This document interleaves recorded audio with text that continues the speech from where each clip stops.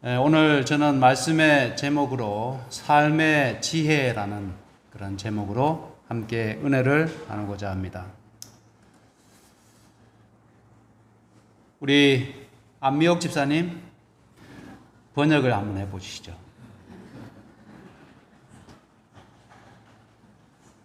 번역이 안 되세요?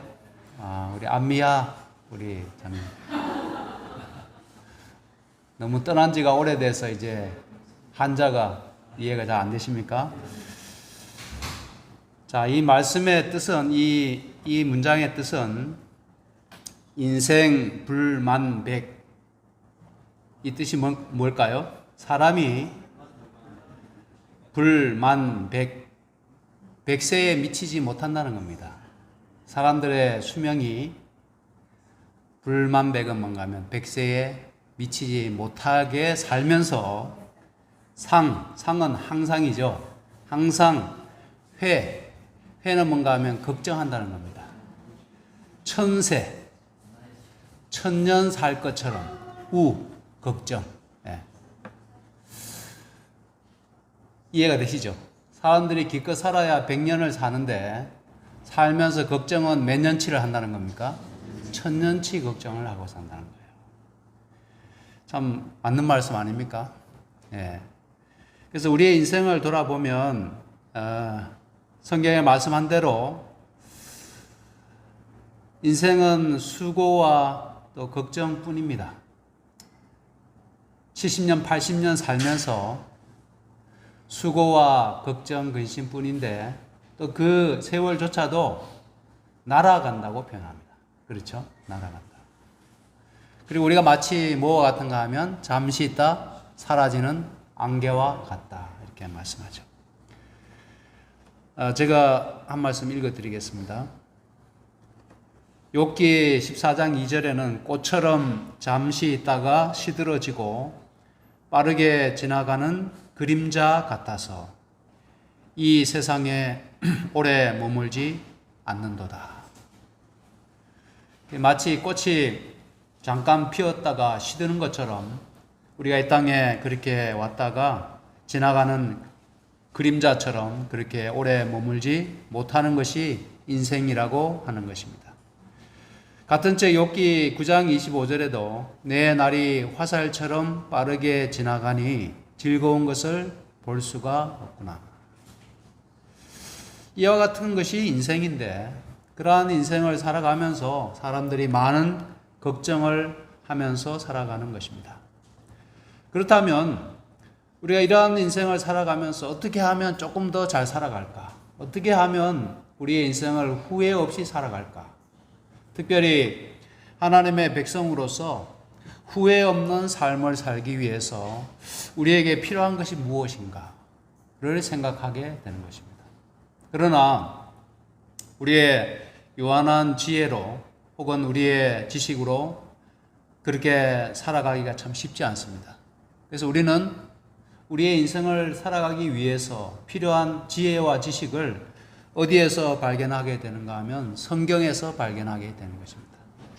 무한히 지혜로우신 하나님께서 우리의 우둔한 인생을 위해서 허락하신 성경의 말씀을 통하여 우리의 짧은 인생 또 신속히 지나가는 인생을 잘 살아가는 법을 우리가 배워야 되겠습니다. 첫 번째로는 족한 줄을 모르는 자들의 종말, 특별히 욥기서에 나오는 말씀인데 한번 여러분 들어보시기 바랍니다. 너가 알지 못하느냐? 예로부터 사람이 이 세상에 있어 오므로 악인의 이기는 자랑도 잠시요 사곡한 자의 즐거움도 잠깐이라. 여기서 사곡한 자는 어떤 뜻일까요? 사곡한 자. 사곡한 자는 경건하지 않는 자, 혹은 하나님을 믿지 않는 자를 가리킵니다. 그래서 사곡한 자들의 기쁨도 즐거움도 잠깐이라고 하는 겁니다. 그들의 녹기가 하늘에 닿고 머리가 구름에 미칠지라도 자기의 똥처럼 영원히 망할 것이라. 그를 본 자가 이르기를 그가 어디 있느냐 하리라. 그는 꿈같이 지나가니 다시 찾을 수 없을 것이요 밤에 보이던 환상처럼 쫓겨가리니 그를 본 눈이 다시 그를 보지 못할 것이요 그의 처소도 다시 그를 보지 못할 것이며 그의 자녀들이 가난한 자에게 은혜를 구하겠고 그도 얻은 재물을 자기 손으로 도로 줄 것이며 그 기골이 청년같이 강장하나 그 기세가 그와 함께 흙에 누우리라. 그는 비록 악을 달게 여겨 혀 밑에 감추며 아껴서 버리지 아니하고 입에 물고 있을지라도 그 식물이 창자 속에서 변하며 뱃속에서 독사의 쓸개가 되었느니라. 그가 재물을 삼켰을지라도 다시 토할 것은 하나님이 그 배에서 도로 나오게 하심이니 그가 독사의 독을 빨며 뱀의 혀에 죽을 것이라. 그는 마음에 족한 줄을 알지 못하니 그 기뻐하는 것을 하나도 보전치 못하겠고 남긴 것이 없이 몰수히 먹으니 그런즉 그 형통함이 오래지 못할 것이라. 저는 제가 읽어드린 이 말씀 속에 사람들이 인생을 살아가면서 참 많은 욕심을 내고 또 재물에 대한 탐욕이나 또 명예에 대한 그런 갈망 또 어떤 정욕을 쫓아서 살아가는 그 모든 삶이 얼마나 허무한 것인가. 그를 기억함이 없고 그의 처소도 그를 기억하지 못하고 그냥 흙에 그냥 눕게 될 수밖에 없다는 겁니다. 그래서 우리가 이러한 인생 속에서 어떻게 하면 이 짧은 세월을 행복하고 의미 있게 살아갈 것인가. 저는 여러 말씀 가운데 지금 제가 표시한 이 말씀을 좀 포인트를 잡고자 합니다. 그는 마음에 족한 줄을 알지 못한다는 겁니다. 족한 줄을 알지 못하는 것이죠. 그래서 우리는 우리가 가진 것들에 대하여 또 나의 존재에 대하여 또 우리가 하나님을 섬기는 이 신앙에 대하여 항상 만족해하며 감사할 줄 아는 그런 인생을 살아가야 되겠습니다. 그래서 우리가 족한 줄을 알지 못한다면, 만족하지 못한다고 하면, 그래서 끊임없이 갈망하고 끊임없이 탐욕을 부리게 될 때 그 인생이 결코 아름답거나 행복하지 못하다는 사실을 우리가 기억해야 되겠습니다. 여러분은 현재에 만족하십니까? 어떠십니까? 여러분의 얼굴에 만족하십니까? 어떠십니까? 여러분이 가진 재산에 만족하십니까? 여러분의 직업에 만족하시나요? 아니면 여러분이 지금 신앙하시는 신앙의 생활에 대하여서도 만족하는 그런 마음으로 살아가십니까? 저는 이것이 매우 매우 중요하다고 생각이 됩니다. 우리의 조상인 아담과 하와가 타락하게 된 과정을 자세히 살펴보면 여러 말씀들이 있고 여러 측면에서 우리가 접근할 수 있지만은 저는 아담과 하와가 타락하게 된 가장 근본적인 원인은 족한 줄을 알지 못했기 때문이라고 생각이 됩니다. 아담과 하와가 아름다웠을까요? 어땠을까요? 네, 심히 아름다웠습니다. 그들의 키는 지금 현재 우리보다도 한 2배 정도 되었다고 합니다. 그러면 한 3m 정도 되었습니다. 하와의 키는 아담의 어깨 정도에 닿았다고 합니다. 얼굴은 불그스레했고 심히 아름다워서 하나님의 형상을 쫓아서 매우 매우 아름답게 창조되었습니다. 균형과 조화를 이루는 완벽한 아름다움의 사람들이었습니다.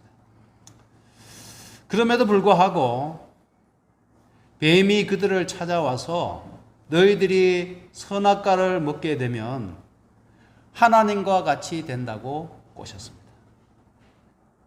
그들이 이미 아름다운데 또 이미 지혜로운데 너희가 하나님과 같이 되어서 매우 지혜로운 존재가 될 것이다 라고 이야기한 겁니다. 그런데 안타깝게도 하와는 더 아름답고 더 완벽한 더 지혜로운 존재가 될 수 있다는 뱀의 속임수에 속아서 마침내 금단의 열매를 먹게 되었습니다.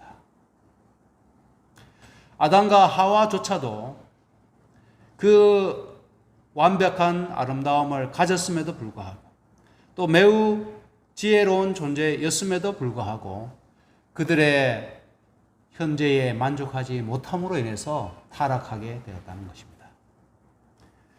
이 성경에는 그와 같은 측면에서 구체적인 교훈들을 우리에게 허락하고 있습니다.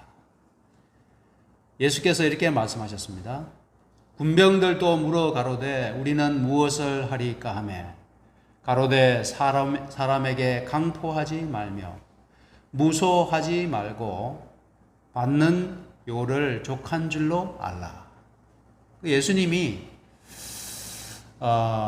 그들을 향해서 말씀을 하시는데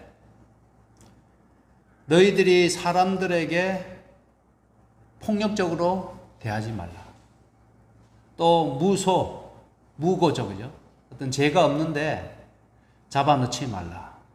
또 한 가지 말씀하시기를 받는 봉급에 만족하라는 겁니다. 예수님이 이와 같은 말씀을 하셨다고 하는 것은 상당히 좀 특별한 것 같습니다. 그렇죠? 그래서 우리는 뭐 받는 어떤 봉급이나 수입이 다 다르지만은 그때 당시에 군인들이 많은 월급을 받은 것은 아니었습니다. 그런데 그들을 향해서 예수님이 하신 말씀은 받는 봉급에 대하여 족한 줄로 알라. 이렇게 말씀하셨어요. 이것은 매우 중요한 문제입니다. 그래서 우리는 나의 형편과 처지를 끊임없이 다른 사람과 비교하고 나보다 나은 사람들, 나보다 더 가진 사람들, 나보다 더 아름답고 또 지혜로운 사람들과 비교하면서 이 짧은 인생을 살아가면서 그냥 어떻게 보면 패배자로서 혹은 루저로서 살아가는 그런 안타까운 현실이 있는 것이 사실입니다. 그런데 그렇게 살아가는 것이 맞을까요? 아니면 하나님께서 우리에게 허락하신 그 모든 형편과 처지와 상황을 감사함으로 받아들이고 만족하며 하나님께 감사하며 살아가는 것이 아름다운 인생일까요? 한번 생각해 보십시오. 우리가 어차피 짧은 인생을 살아가면서 그것은 나의 선택에 달려있는 문제입니다. 내가 그것을 기쁨으로 받아들이고 감사하게 여기는 그러한 선택과 아니면 사는 동안에 끊임없이 어떤 열등감과 패배의식과 또 불만족에 쌓여서 살아가는 두 번째 선택이 있습니다. 하나님께서는 우리가 하나님께서 허락하신 모든 것을 인하여 감사하며 살아가게 되기를 바라신다는 것입니다.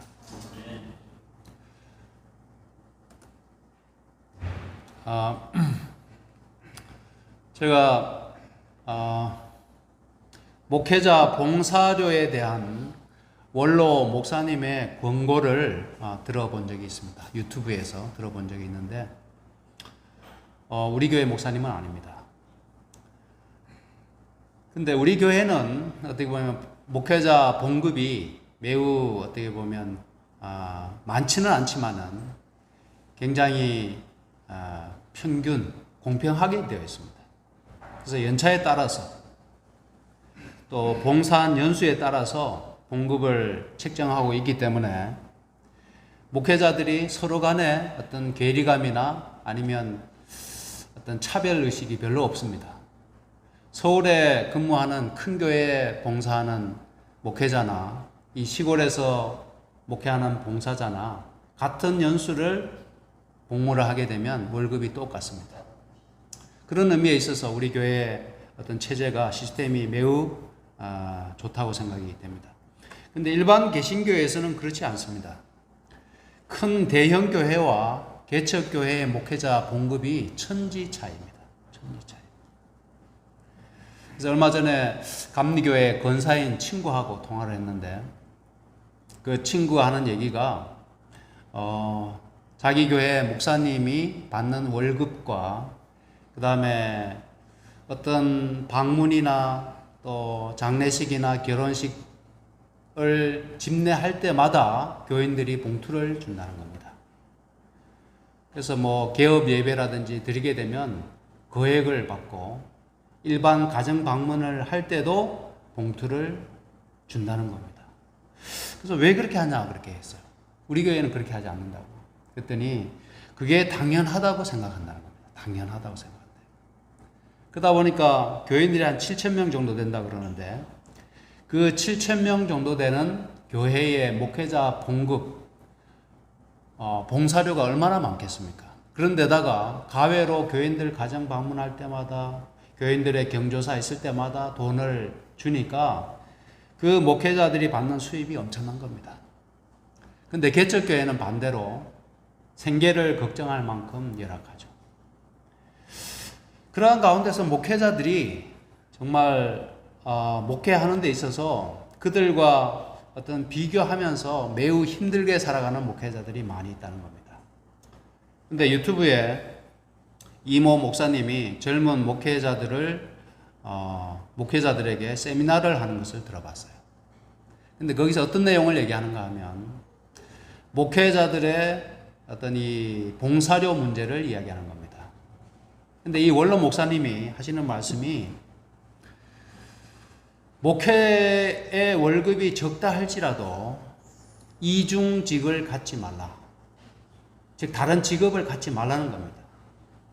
목회 월급이 적기 때문에 뭐 택시를 몬다든지 아니면 택배 기사를 한다든지 그런 일을 해서 생계비를 충당하려고 하지 말라는 겁니다.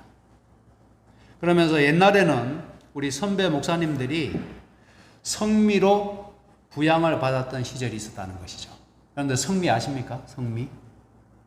저도 기억이 나는 게 고향교회에서 저희 어머니가 교회 가실 때마다 독에서 쌀을 퍼서 조그마한 주머니가 있었습니다. 흰색 천으로 되어 있었는데 광목 천으로 되어 있었는데 거기다가 성미, 쌀을 담아서 교회에 가서 그 성미를 모으는 통이 교회에 있습니다. 거기다 이렇게 부었어요.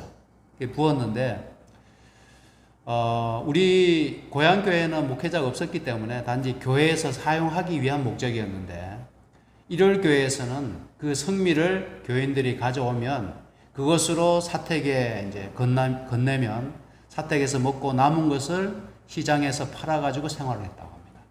옛날에는 그렇게 목회했대요. 근데 그렇게 목회한 선배 목회자들이 목회를 하던 시절도 있었다. 그럼에도 불구하고 그것이 하나님께서 허락하신 귀한 사명이라고 생각하고 그 어려운 시절을 잘 견뎠다는 겁니다. 기쁨으로. 근데 여러분은 현재 얼마만큼 교회에서 받든지 간에 그것을 하나님께서 주시는 것으로 생각하고 만족하며 살아가라고 그렇게 권면을 했어요. 그래서 제가 그 말씀을 들으면서 우리가 주어진 수입에 대하여 만족하며 살아가는 것이 우리의 신앙의 일부라는 생각을 하게 되었습니다.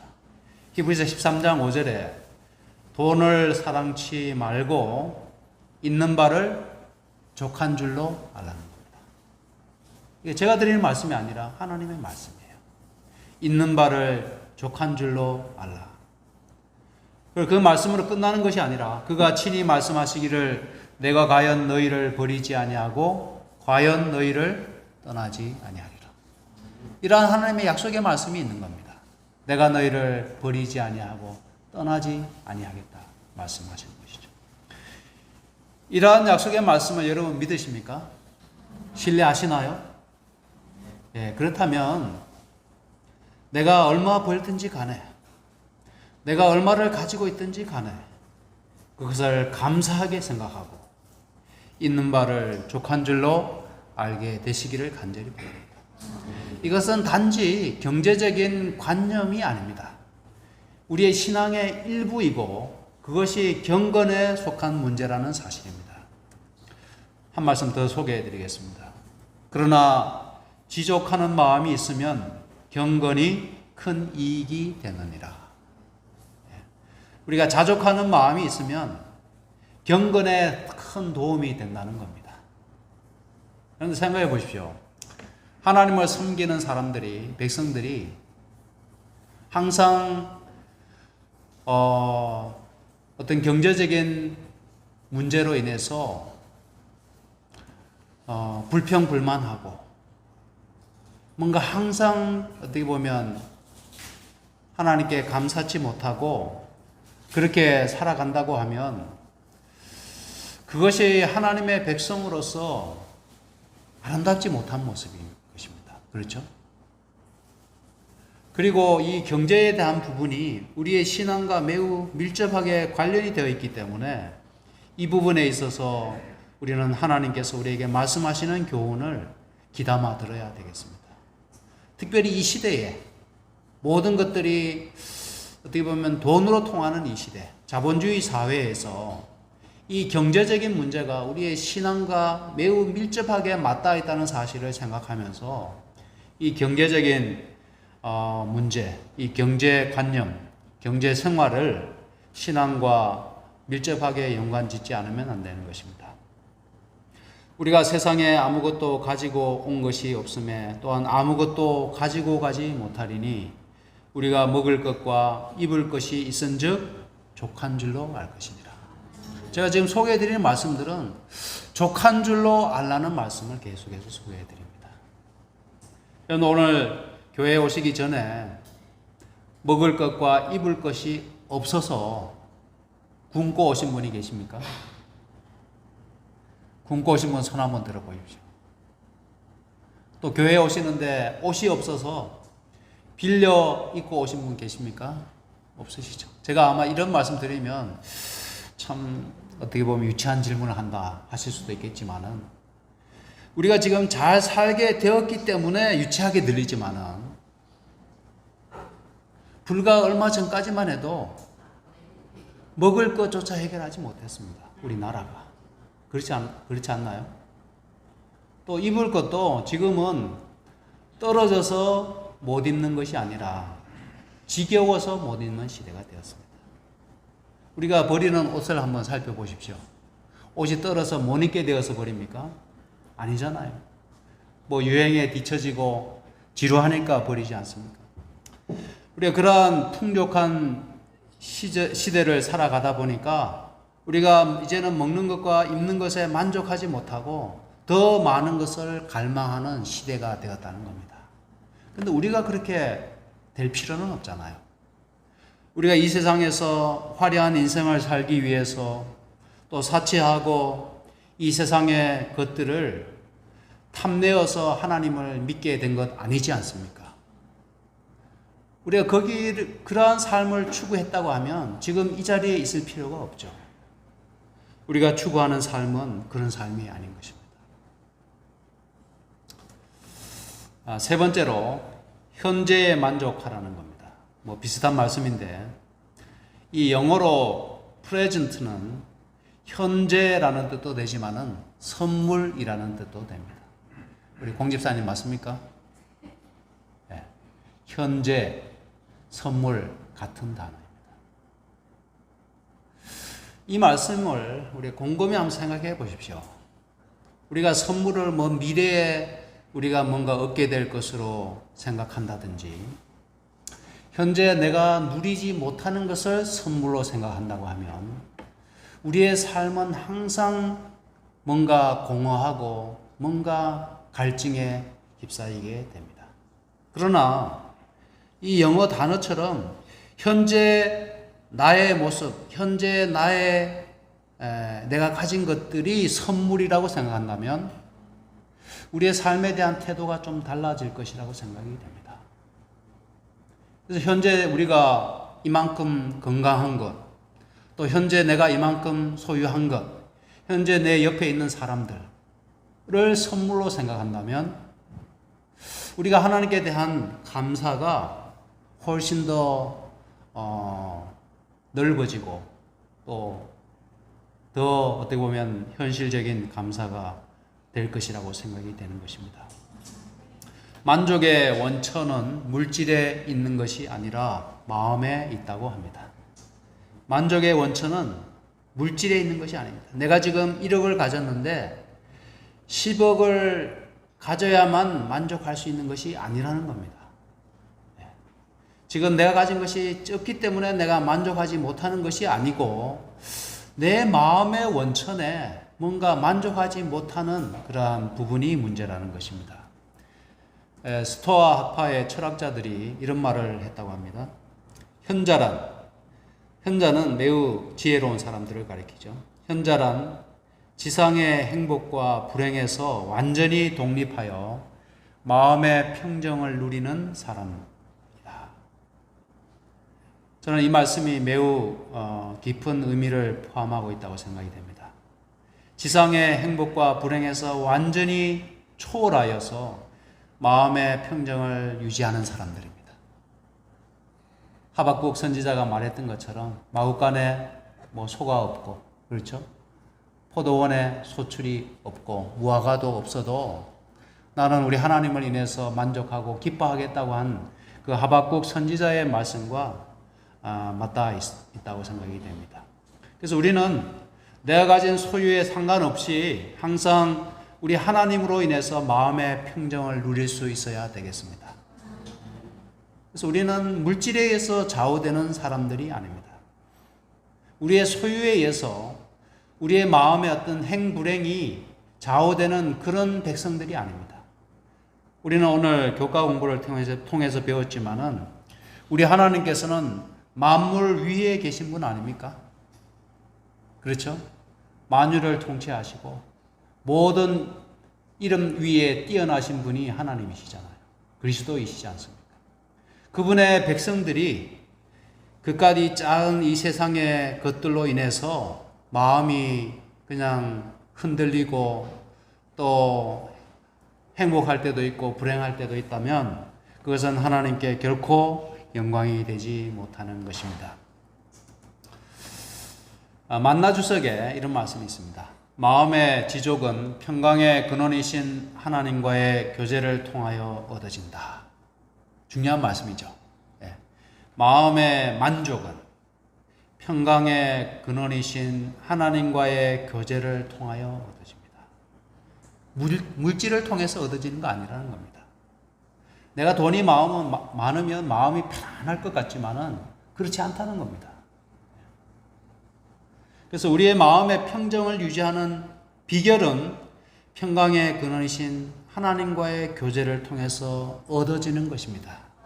나의 노력이나 어떤 든든한 백으로 인해서 이 세상의 백그라운드로 인해서 얻어지는 것이 마음의 평강이 아니라 평강의 하나님과의 평강이신 하나님과의 교제를 통하여 우리 마음에 쌓여지게 되는 것입니다. 이러한 지족의 마음을 소유한 자는 세상적인 유혹과 물질에 대한 지나친 관심을 떨쳐버리고 하나님께만 소망을 두므로 부족함을 느끼지 않을 뿐 아니라 오히려 풍족한 삶을 살게 됩니다. 이것이 매우 중요한 비결입니다. 가난한 자든지 부유한 자들이든지 상관없이 풍요롭고 평강에 찬 삶을 살아가는 비결이 이 말씀 가운데 있다고 저는 생각합니다. 아까 제가 소개해드렸던 그 목사님이 이런 말씀을 했어요. 신앙인의 경제적인 자립이라고 하는 것은 내가 살아가는데, 내가 처자식하고 살아가는데 필요한 얼마만큼의 돈을 내가 벌어들이는 능력을 경제적인 자립이라고 말하지 않습니다. 세상에서는 그것을 자립이라고 합니다.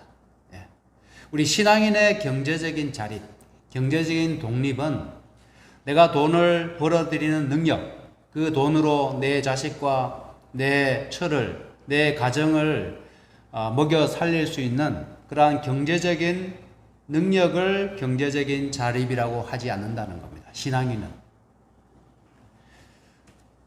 그런데 성경적으로 경제적인 자립은 내게 얼마가 주어지든지 내게 주어진 경제적인 여건에 나를 맞추는 겁니다. 신앙인의 경제적인 자립, 경제적인 독립은 내가 얼마를 벌든지 간에 거기에 나의 삶을 맞춘다는 겁니다. 내가 100만 원을 버는데 내가 200만 원짜리의 삶을 내가 살아간다면 신앙인이 어떻게 될까요? 그런 삶은 파산이 오지 않겠습니까? 그렇죠. 그래서 하나님께서 허락하시는 재물만큼을 감사하게 생각하고 그 재물에 맞추어 살아가는 법을, 지혜를 배우라는 겁니다. 또 그렇다고 해서 1,000만 원을 버는 사람이 1,000만 원의 화려한 삶을 살라는 뜻은 아닙니다. 그렇게 살아서도 안 되겠죠. 그게 경제적인 자립입니다. 여러분께서 이 경제적인 자립을 이루지 않으면, 여러분들이 하나님의 나라와 그의 의를 먼저 구하십시오.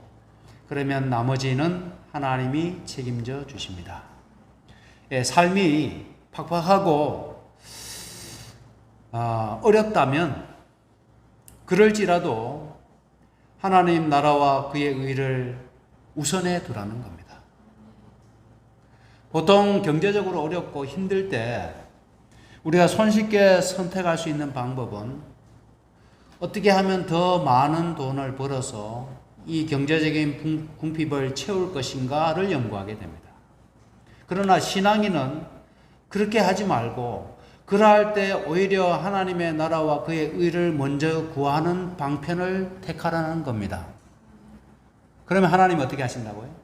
채워주신다는 겁니다. 그것을 경험하고 그것을 확신하는 것이 오늘 우리가 교과 공부를 통해서 배운 것처럼 크신 하나님의 위대한 권능을 체험하는 길인 것입니다. 사람들이 하나님의 약속을 그냥 암기하는 정도로 만족하는 것 같습니다. 그러나 성경에 주어진 오늘 우리가 읽었던 그 많은 말씀들, 내가 너희를 떠나지 아니하고 버려두지 아니하리라, 하나님이 이렇게 약속하셨는데 그 약속을 실제적인 삶 가운데서는 믿지 않고 또 내가 삶을 선택할 때 그 말씀을 고려하지 않는다는 겁니다. 이제 말씀을 줄이면서 이 짧은 인생을 살아가면서 우리가 어떻게 하면 신앙인으로서 지혜로운 삶을 살아갈 것인가? 어떻게 하면 행복하고 만족한 삶, 또 평강이 넘치는 삶을 살아갈 것인가? 그 비결이 재물이나 소유에 있지 않고 하나님께 있다는 사실을 항상 기억하며 살아가는 여러분과 저의 인생이 되기를 간절히 바랍니다. 여기 지혜에 대한 말씀, 잠언서에 우리가 참고할 만한 또 말씀이 있어서 소개해드리고 마치겠습니다. 땅에 작고도 가장 지혜로운 것 넷이 있나니, 비록 작지만 어떻게 보면 우리에게 지혜를 가르쳐주는 종류가 네 가지가 있다는 겁니다. 하나는 먹을 것을 여름에 예비하는 개미를 꼽았습니다. 개미의 특징 중에 뭐가 있나요? 개미의 특징 중에 부지런히 먹이를 저장하는 습관이 있습니다. 그래서 땅을 파보면 거미들이 얼마나 열심히 일하는지 자기 몸보다 몇 배나 더 큰 먹이를 물고 부지런히 왔다 갔다 하는 것을 우리가 쉽게 볼 수가 있습니다. 그래서 겨울이 오기 전에 그들의 양식을 저장하는, 예비하는 개미를 통해서 지혜를 배우라는 겁니다. 그래서 우리가 살아가면서 이 경제적인 문제가 참 매우 중요한 문제이기 때문에 이 개미를 통해서 배울 필요가 있는 것입니다. 내가 그냥 사용하고 싶은 대로 사용하고 쓰고 싶을 때 쓰고 가고 싶은 데 가고 먹고 싶은 거 먹고 이렇게 하면서 항상 궁핍한 삶을 살아가는 것은 우리에게 뭐가 없기 때문인가 하면 지혜가 없기 때문입니다. 개미를 통해서 지혜를 배울 필요가 있는 것입니다. 그래서 여름 동안에 차가운 겨울이 오기 전에 우리가 예비할 수 있는 것은 예비해야 합니다.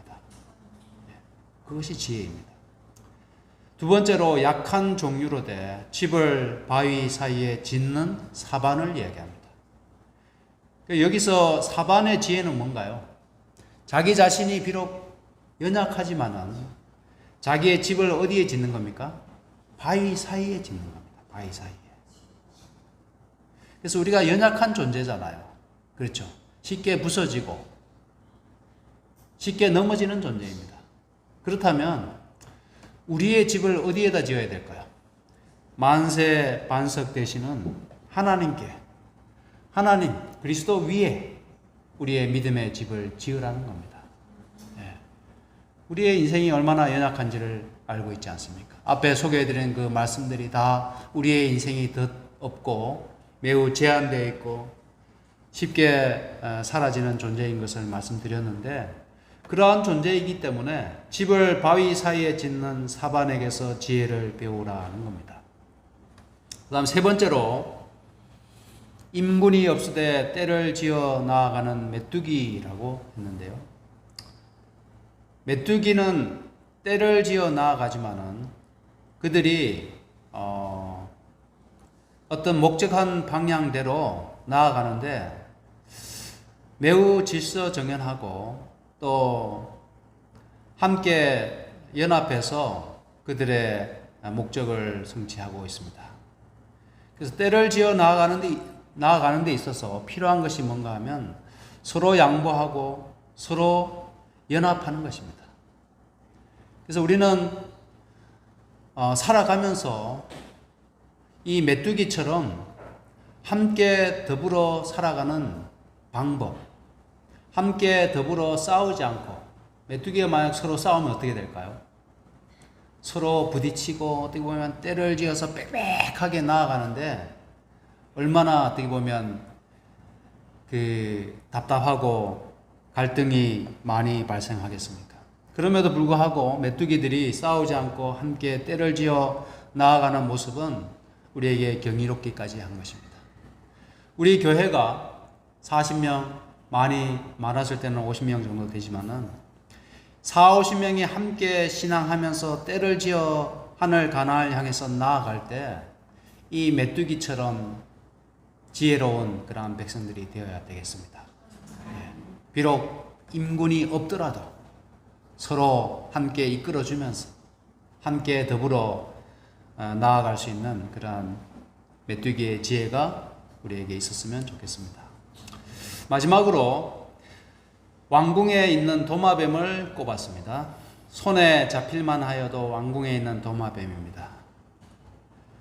왕궁은 깨끗하고 그런 벌레가 살 수 없는 곳이지만은 도마뱀이 그곳에 살 수 있는 비결이 뭔가요? 그 비결은 손에 잡힐만 하여도 잡히면 자기의 꼬리를 뭐 하기 때문에 그래요? 잘라버리기 때문에 그렇죠. 저도 열대지방에 가서 선교사 생활을 할 때 천지가 도마뱀이었습니다. 천장에도 도마뱀이 붙어 있고 벽에도 도마뱀이 붙어 있고 이렇게 한데 진짜 잡으면 꼬리를 탁 잘라버리고 도망을 가버립니다. 이 도마뱀이 우리에게 주는 교훈은 결단이라고 생각이 됩니다. 결단. 생명보다 더 소중한 것은 없잖아요. 근데 우리의 인생이 꼬리에 불과한 것들을 끊어버리지 못하기 때문에 사단의 밥이 되는 겁니다. 좀 생각해 보십시오. 우리가 영생을 얻는 것, 구원을 얻는 것보다 더 중요한 것이 어디 있습니까?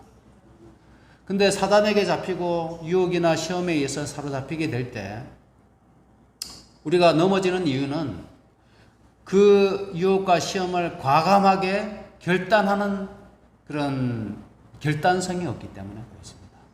그래서 우리를 넘어지게 하고 우리의 생명을 위협하는, 우리의 구원에 장애가 되는 모든 것들을 과감하게 잘라버릴 수 있는 지혜, 그 지혜가 우리의 인생에 있어서 매우 중요하다는 말씀을 마지막으로 드리고 싶습니다.